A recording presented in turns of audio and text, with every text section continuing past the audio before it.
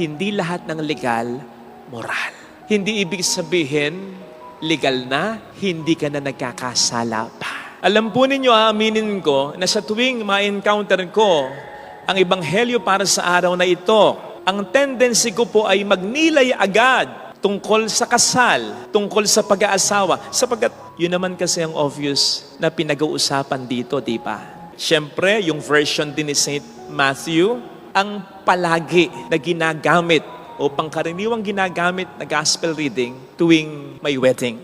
Certainly, bukod sa pag-aasawa, meron pa siya ditong ibang sinasabi.